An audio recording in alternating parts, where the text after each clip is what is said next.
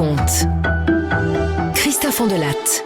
Je vais vous raconter aujourd'hui une histoire absolument unique. Et ce faisant d'ailleurs, je vais tenir une promesse. Un jour, il y a bien longtemps, Yvan Levaille, que vous connaissez peut-être, c'est un journaliste historique d'Europe 1, me tente un livre et me dit « Lis ça, ça sort de chez un petit éditeur, personne ne va le voir passer, c'est Simone Veil qui me l'a donné, elle m'a dit de le faire tourner autour de moi, alors je ne te demande qu'une chose, tu le lis et tu le fais passer à quelqu'un. » Et ce livre, Le Témoin imprévu, c'est un livre de Jo Vacheblatt dont je vais vous raconter l'histoire aujourd'hui. Et je confesse à Yvan Levaille que j'ai gardé ce livre pour moi, comme un talisman.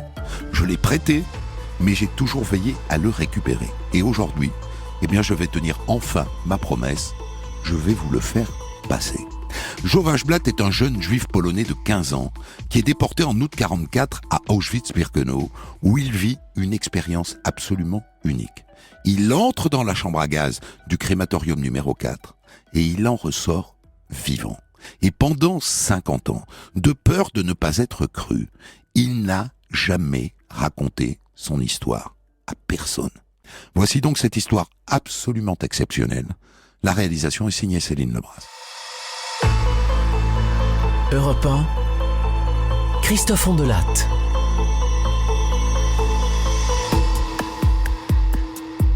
Je suis certain qu'il se trouvera des gens pour dire « Vous êtes sûr que ce Jo Vacheblatt n'a pas tout inventé ? Il n'a rien dit pendant des décennies à personne, même pas à sa femme. Et là, il raconte qu'il est rescapé de la chambre à gaz. Et vous le croyez ? Oui. Et ça n'est pas que je le crois, c'est que je suis certain que son histoire est vraie.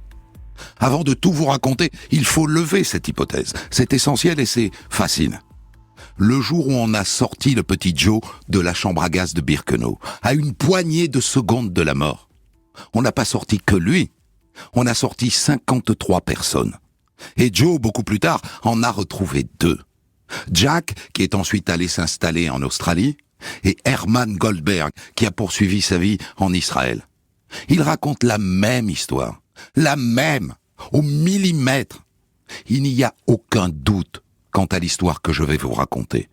Mais cette histoire ne commence pas à Auschwitz-Birkenau. Elle commence en Pologne, oui, mais à Łódź, une grande ville industrielle du centre du pays, qui avant la guerre est sans doute la plus grande ville juive de Pologne. Les Vacheblatt sont de là, du quartier Balu. Le père y a un atelier, une forge, il emploie 15 ouvriers. Et c'est lui qui a sorti les 2 candélabres dorés de la grande synagogue de Łódź. Nous sommes en janvier 1939. Et aujourd'hui, c'est l'anniversaire du petit Joe. Il a 9 ans. Sa mère a préparé un tchoulent et elle l'a donné à cuire au boulanger, en se disant « c'est peut-être la dernière fête de famille avant longtemps ». Car en janvier 1939, tout le monde à Łódź a compris que la guerre est là. On ne parle que de ça dans les journaux. Alors le soir de l'anniversaire du petit Joe, le seul sujet de conversation à table, c'est « qu'est-ce qu'on fait ? On reste ou on part ?» Le père de Joe a un avis très tranché. « On reste. Partir où ?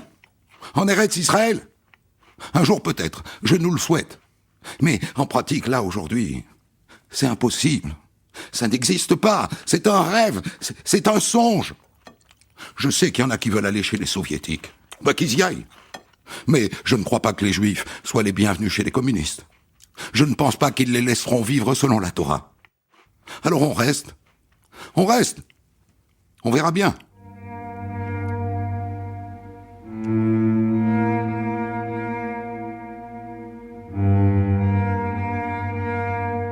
Le 3 septembre 1939, le petit Joe est réveillé en pleine nuit par du vacarme dans la rue. Avec son père et son petit frère Jonathan, ils se mettent à la fenêtre. C'est l'armée polonaise qui bat en retraite. Des soldats épuisés, hagards, piteux, qui fuient devant l'avancée des Allemands. Et 2 jours plus tard, « Regarde, un Allemand !» Le premier soldat allemand entre dans le quartier Balu.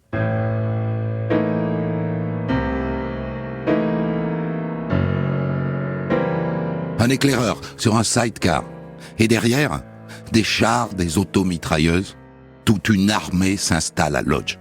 Et là commencent les pillages. Les soldats entrent dans les magasins, juifs en priorité, et ils prennent tout.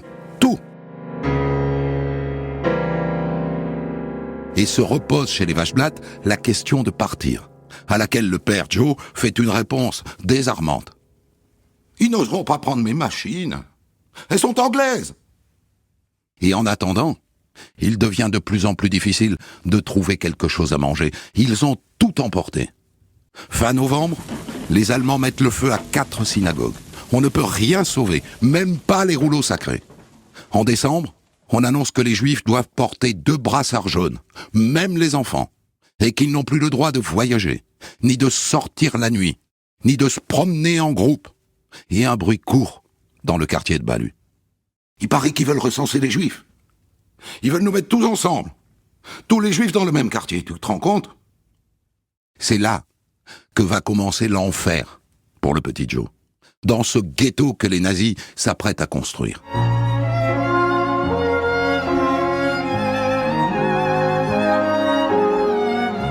Le ghetto de Lodz est instauré par les Allemands le 8 février 1940. Et donc tous les Juifs de Lodz doivent rejoindre la vieille ville et le quartier Bahlu. Maintenant.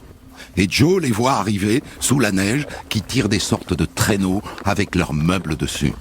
Et d'ailleurs, lui, qui est un petit futé, s'est fabriqué un traîneau et il propose ses services, en échange d'une petite pièce. Après, on demande aux Juifs de construire eux-mêmes la palissade qui doit fermer le ghetto et de poser les barbelés. Et quand c'est fini, interdiction de sortir. Le premier qui sort est abattu. La conséquence de tout ça, c'est qu'assez vite, il n'y a plus rien à manger. Et là, que fait le petit Joe, 9 ans ? Avec son frère Jonathan, il se faufile sous les barbelés. Et il va voir les Polonais. « Dites, vous auriez pas de la nourriture à vendre ? On n'a plus rien dedans. » Et il repasse dans l'autre sens avec des pommes de terre, un peu de pain, un petit paquet de graisse. C'est très risqué. Et parfois, il fait ça 2 fois par jour.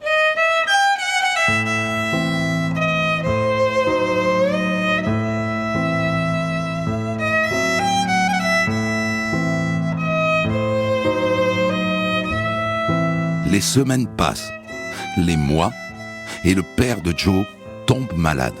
Et sa mère aussi. Et le gamin se retrouve avec la lourde responsabilité de nourrir toute sa famille. À 10 ans.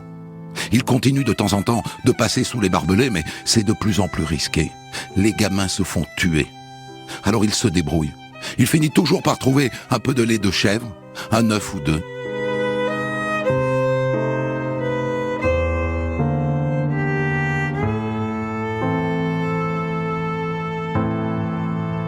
Et surtout maintenant, il travaille. Ah, ça c'est une idée du juif qui dirige le ghetto, Rumkowski. Rendre les juifs du ghetto de Lodz indispensables aux Allemands. Et donc il leur a proposé de travailler gratuitement, en échange de nourriture. Et c'est comme ça que Joe, qui a maintenant 11 ans, se retrouve à faire de la gravure sur métal pour les Allemands. Le ghetto devient un gigantesque camp de travail. On y fabrique de tout. Des boutons, des insignes d'uniforme pour la Wehrmacht, des pièces d'artillerie, des bottes et même des robes.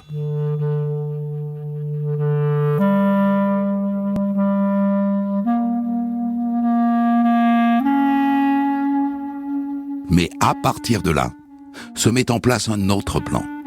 Tous ceux qui ne peuvent pas travailler, les trop vieux, les trop jeunes, les malades, doivent être déportés vers des camps. On est flou sur ce qu'ils vont devenir. On va les réinstaller. Dès lors, que va devenir le père de Joe ? Il est trop malade pour travailler. Joe n'aura pas à se poser la question longtemps. Car un matin, on retrouve le père mort, dans son lit, à l'âge de 38 ans.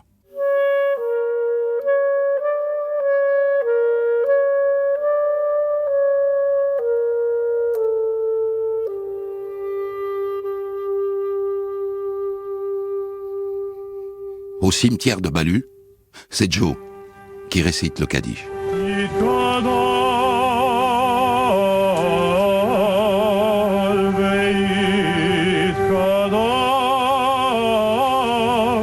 Le voilà chef de famille à 11 ans. printemps 1942, les Allemands se mettent à réclamer des Juifs pour la déportation, pour la réinstallation. Toujours plus de Juifs. Il nous en faut 20 000. Nous voulons tous ceux qui ne travaillent pas. Il nous en faut 20 000. Jusqu'ici, Joe a réussi à planquer son petit frère, Henry. Mais jusqu'à quand? Il a 9 ans et demi, il est trop jeune pour travailler, il doit donc être déporté.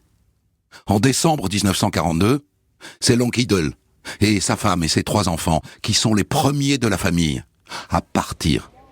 Joe va jusqu'à la gare pour leur dire au revoir. Le tonton se penche à son oreille. Joe, je sais pas où nous allons. Je sais pas si nous reviendrons.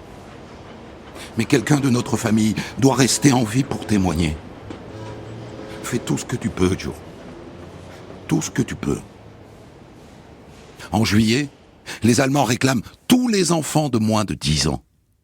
Et donc un jour, on vient chercher Henry. Où est le petit Henry Waschblatt? J'en sais rien, moi. Ça fait des mois qu'il a disparu. C'est faux! On l'a vu aujourd'hui dans la cour de l'immeuble. On le trouvera. Et la fois d'après, il le trouve, planqué dans la cave. Dans son livre, Joe raconte. Ma mère a lavé Henry dans le baquet à lessive. Elle l'a habillé de ses beaux vêtements de Shabbat. Ils se sont embrassés.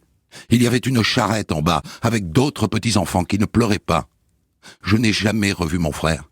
J'ai su après la guerre qu'il avait abouti à Chelmno, à 70 kilomètres, où il avait été gazé, dans un camion sans conducteur.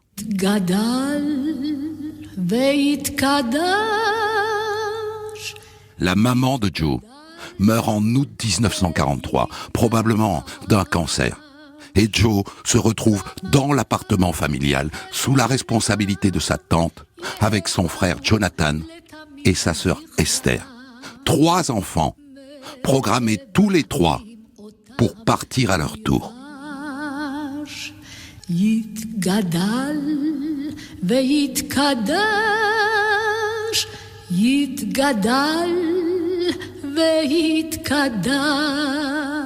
À partir de l'été 43, le matin, on trouve des cadavres dans les rues de Lodz. De ci, de là. Un peu plus chaque jour. On dirait des squelettes. Les gens crèvent de faim. Ils travaillent toujours autant, mais les rations baissent tous les jours. C'est la famine. Le matin du 11 août 44, Joe rentre chez lui avec quelques carottes et 2 ou 3 feuilles de choux. L'appartement est vide. Sa tante, sa petite sœur et son petit frère ont été arrêtés. Il est tout seul. À 14 ans, il est tout seul.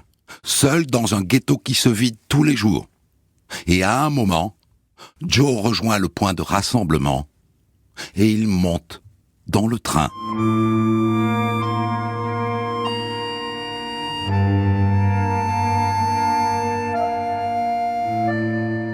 Quand la porte du train s'ouvre, il est midi. Dehors, le ciel est bleu et ça s'agite. Raus! Raus!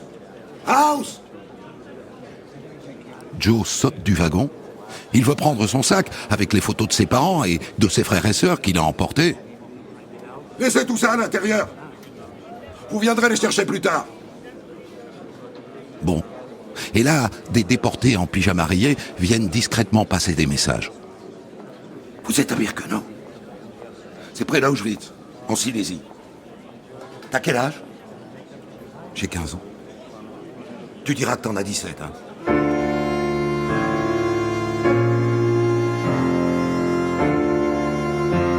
Des miradors, des chiens.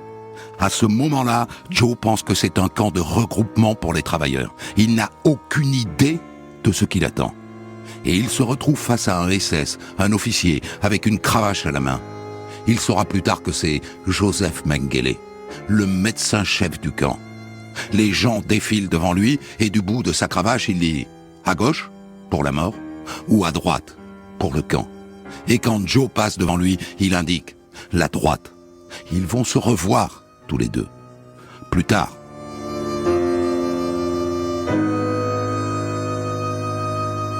Et Joe avance dans le camp. Et il voit les grandes cheminées, il sent l'odeur de chair brûlée, sans comprendre. Les barbelés, les gens derrière, très maigres, et il retrouve un copain du ghetto de Lodz. Moshe, Moshe, oh, je suis content de te voir. Et là, un de ceux qui viennent d'arriver demande. Vous savez comment je peux savoir où est ma femme? Elle s'appelle Fela. Et mon fils s'appelle Yankel. Ils sont arrivés il y a quelques semaines. C'est Moshe qui lui explique, en montrant des yeux la cheminée. N'y pense plus, va. Ils sont déjà là-haut.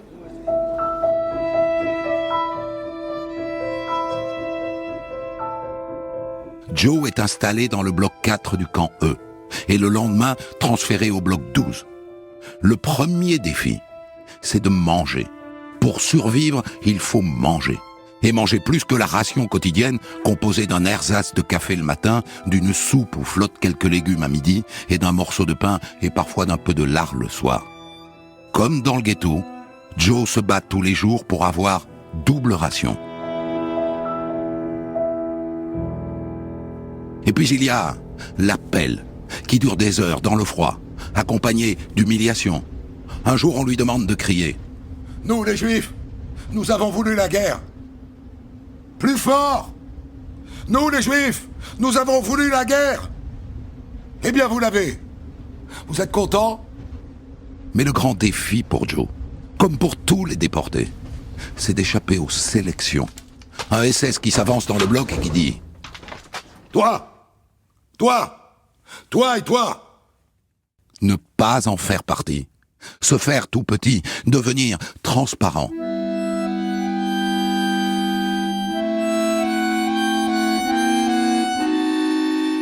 15 jours après son arrivée dans le camp, Joe se retrouve avec les autres sur la place d'appel du camp E.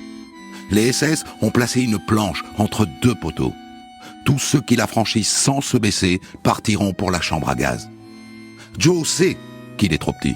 Même sur la pointe des pieds, il n'atteindra pas la planche. Un capot lui dit « Va te cacher. Va te cacher là-bas. » Il lui désigne un fossé, une sorte d'égout puant. Et Joe y reste planqué jusqu'à la nuit. Dans les semaines qui suivent, plusieurs fois, il est sélectionné par les SS pour la chambre à gaz. Et à chaque fois, il réussit à s'enfuir. Et puis un jour d'octobre, Joe ignore la date exacte.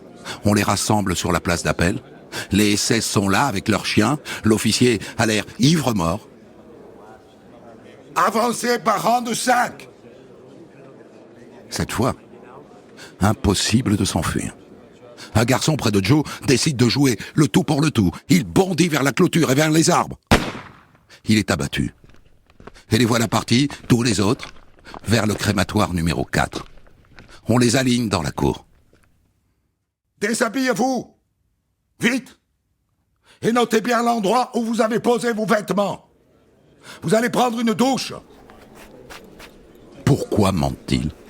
Et là, dans une bousculade, les SS les poussent tous vers une petite porte.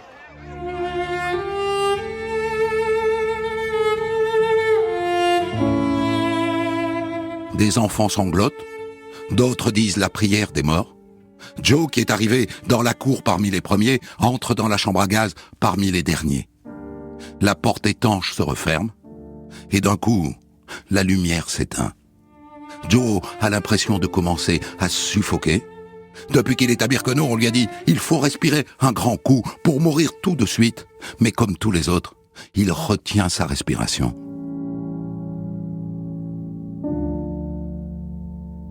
Et puis soudain, la porte s'ouvre, un homme hurle à l'extérieur. « House !» Et quelques secondes plus tard, Joe se retrouve dans la cour avec une 50aine de déportés, ce qui était le plus près de la porte. La porte qui maintenant se referme. Joe et tous ceux qui l'entourent viennent d'échapper à la chambre à gaz. « Rhabillez-vous !» Pourquoi ? Pourquoi est-ce que Joe et les autres ont été épargnés? Il va le comprendre quelques jours plus tard. L'homme qui a hurlé à l'extérieur, c'était Joseph Mengele. La sélection s'était faite dans son dos. Or, il voulait superviser toutes les sélections. Et c'est pour ça qu'il a fait sortir 50 personnes. pour faire acte d'autorité. On dit qu'il a giflé l'officier qui avait fait fi de son pouvoir. Sur les 53 déportés épargnés par Mengele, la plupart seront gazés dans les jours qui suivent. Mais pas Joe. Parce que dans les jours qui suivent, il parvient à se faire enrôler pour du travail, à l'extérieur du camp, loin d'Auschwitz, dans le nord de l'Allemagne, près d'Hambourg. Il survivra jusqu'à l'arrivée des Américains.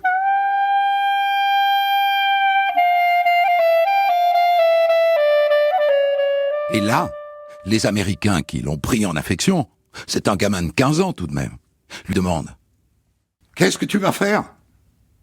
Tu vas retourner en Pologne ? Non.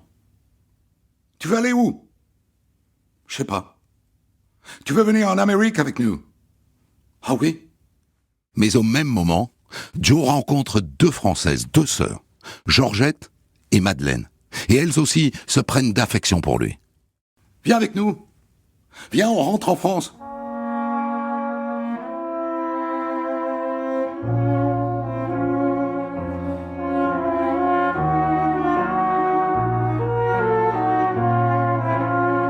Et voilà comment Joe, le petit Polonais, arrive à Paris en mai 1945, à l'hôtel Lutetia, au milieu de tous les survivants. Il est adopté par des juifs polonais, les Kaluzinski. Il apprend la couture, il travaille, il apprend le français. Est-ce qu'il lui arrive de parler de ce qui s'est passé ? Non. Qui le croirait ? Personne. Personne ne croirait que son histoire est vraie. Alors il se tait.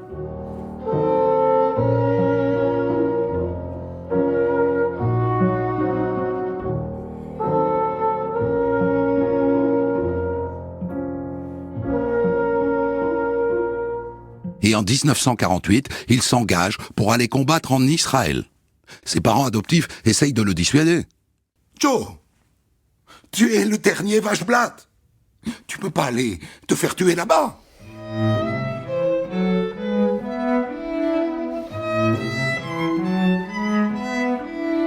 Il y va pourtant.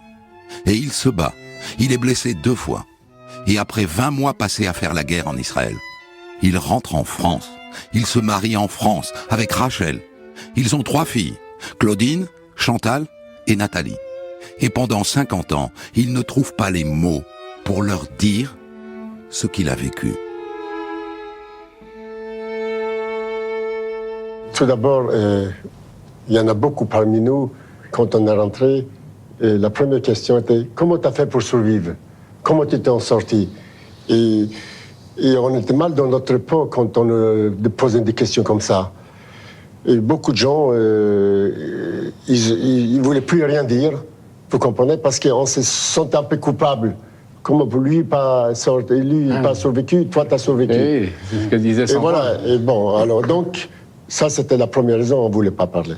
Et la seconde raison, c'était, on voulait construire quelque chose, la vie, elle continuait, donc on voulait construire, donc on mettait tout corps et âme pour construire, pour fonder des foyers, fonder une famille. Moi, personnellement, vous voyez, à mes propres enfants, j'ai rien dit.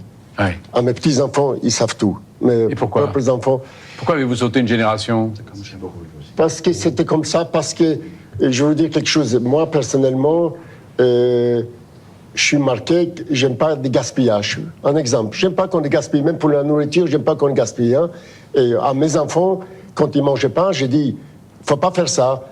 À la longue, mais les enfants, ils répondaient, ah oui, je sais, tu dis, oui, toi, toute ta jeunesse, t'as pas eu ça, tout ça. Vous comprenez, il y avait un frein qui nous freinait, et on voulait pas le dire. Et la raison était là. Parce que nos enfants nous disaient, voilà, je sais, t'as fait ça, t'as eu ça, et ça continuait comme ça. Donc, on voulait pas parler.